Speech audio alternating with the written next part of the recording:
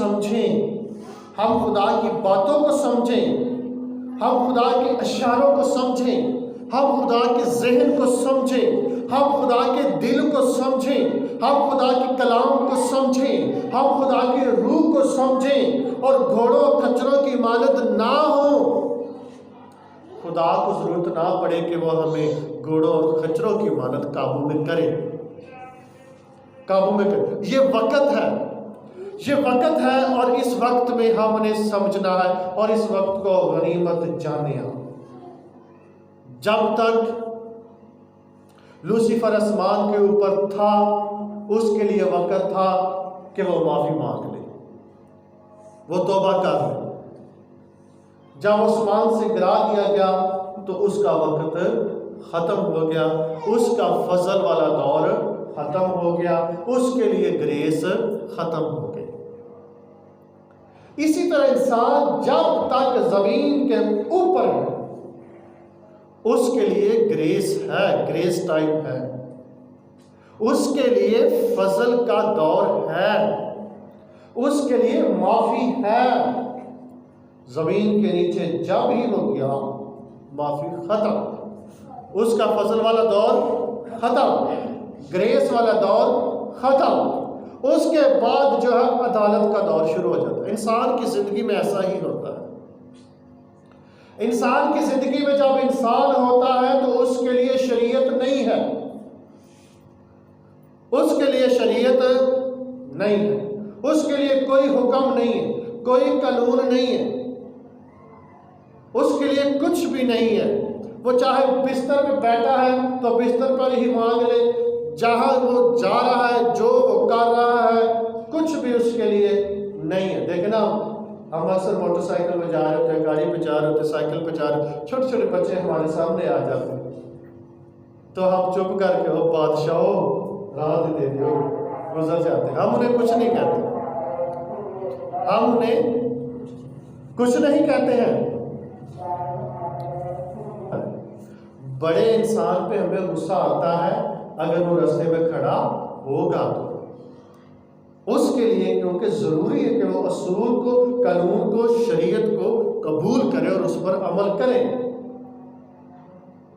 और उसके लिए ही वक्त होता है कि वो माफी मांग ले, वो अपनी रवैश से बाज आ जाए। इसी तरह इंसान के साथ, इस दुनिया के साथ है। जब दुनिया बनाई गई, जब दुनिया तख्लीक की गई, जब आदम बढ़ गए तो उस वक्त शरीयत नाफिज नहीं थी उन पे, लेकिन जैसे जैसे वक्त गुजरता गया खुदा ने उनको शरीयत बता दी, शरीयत उनको बता दी। खुदा ने फरमाया कि दरख्त के दरमियान में जो फल है, बाग के दरमियान में जो दरख्त है उस पे जो फल है वो नहीं खाना। शरीयत नाफिज हो गई और उसके बाद जब गलती हुई तो खुदा ने उनके लिए ग्रेस टाइम भी बना दिया, फजल का दौर भी खुदा ने दे दिया और उसके बाद अदालत का दौर आ जाएगा।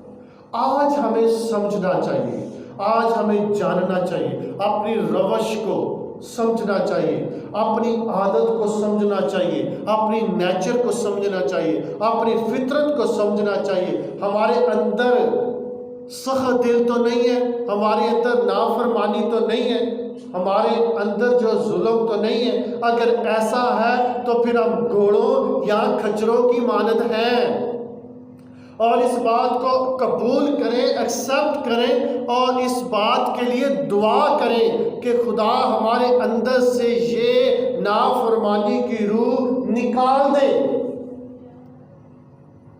आमीन। हमारे अंदर से नाफरमानी की रूह निकाल दे। याद रखें, खुदा की बादशाही में दाखिल होने के लिए उसके घर का दरवाज़ा ज़रूरी है, उसके घर के दरवाजे से अंदर आना ज़रूरी है, उसके घर में आना ज़रूरी है, उसके कदमों में आना ज़रूरी है, उसको समझना ज़रूरी है। और मैं आपको बात बताना चाहता हूँ, बड़ी काबिल गौर बात है। चाहे हम जितने मर्जी दानिशमंद हों, अक्लमंद हों, दानिशवर हों, दना हों, जब तक हम बात को सुन ना लें, जब तक हम बात को सुन ना लें, हमारे कानों में ना पड़ जाए, तब तक उस पर अमल करना मुश्किल ही होता है। तब तक उस पर अमल करना मुश्किल ही होता है, जब तक वो हमारे कानों में पड़ नहीं जाती कि फलां काम किस तरह से होना चाहिए और कैसे होना चाहिए, ये गलत है या दुरुस्त है, तब तक हम उस पर अमल करने के लिए माइल नहीं होते हैं। सो खुदा के घर में आना बड़ा जरूरी है, खुदा के कदमों में आना बड़ा जरूरी है, अपनी नेचर पर, अपनी फितरत पर गौर करना बड़ा जरूरी है। क्या हमारी फितरत फराउन की मानद तो नहीं है? क्या हमारी नेचर फराउन की मानद तो नहीं है? क्या हमारी नेचर साउल की मानद तो नहीं है?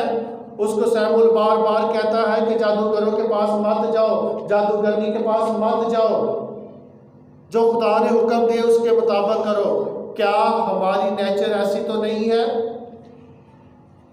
अगर ऐसी है तो फिर हम घोड़े या खच्चर की मानद है, हम घोड़े या खच्चर की मानद है। सो अपने पे गौर करना बड़ा जरूरी है। अभी वक्त है, अभी ये वक्त है, अपनी फितरत पे गौर करना जरूरी है, अपनी नेचर पे। याद रखें, हमारी अदालत जो होनी है, हमारे ज़मीर, हमारे ज़हन, हमारे दिल और हमारी फितरत के मुताबिक होनी है। हमारी अदालत जो होनी है, अदालत तो होनी है ना, अदालत अगर हमारी हुई तो हमारे दिल, हमारे दिमाग, हमारे ज़हन, हमारे ज़मीर और हमारी फितरत के मुताबिक होनी है, हमारी आदतों के मुताबिक होनी है, नेचर के मुताबिक होनी है। तो इसके लिए बड़ा ज़रूरी है कि हम आज ही गौर करें, आज ही गौर करें और अपने आप को बदलें। जैसे जैसे हमारा जहन बदलता जाता है, हमारी सूरत भी बदलनी चाहिए, हमारी सूरत भी बदलनी चाहिए। खुदा इस कलाम के वसीला से बरकत दे, खुदा हमारे साथ। आमीन।